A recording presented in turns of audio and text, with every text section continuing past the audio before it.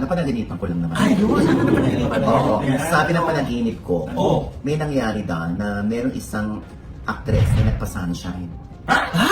Sunshine. Nagpa-sunshine. Ay! Kung napanood niyo yung kay Maris Racal, Totoo ba? eh, di ba ang pangalan niya dun, Sunshine? Oo. Ito naman merong isang actress Oo. na nagpa-sunshine daw. Ay! Ano nakakaloka? Aware daw yung nanay na nagpa-sunshine yung anak niya. Na isang actress. Totoo ba? Oo. Eh, teka na, sino yung tatay? Ay, hindi ako, 5 na anak ko. Ha? Ay, teka lang. Alam ko. Tapos sabi ng panaginip ko, sana inano na lang niya. Kahit sino pa yung tatay, sana daw itinuloy. Sabi lang ng panaginip ko ito. Ay, Oo. Diyos ko. Kilala daw yung tatay. Kahit pa ito ay hindi artista. Ay! Kilala, pero hindi artista. Oo. Ba't naman hindi na lang tinuloy Ano, yung athlete? ano? Ha? Athlete ba? Ay, hindi si Diego ng Bubblegum. Athlete! Athlete yun! Athlete! Ganun yun. Ano? Sino kaya yan? Powerful din ba? Kawawa naman yung ano.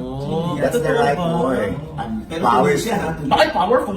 Yung tatay? Sabi ng panaginip ko, sana tinuloy na lang niya. Kasi isang buhay yun. Oo nga.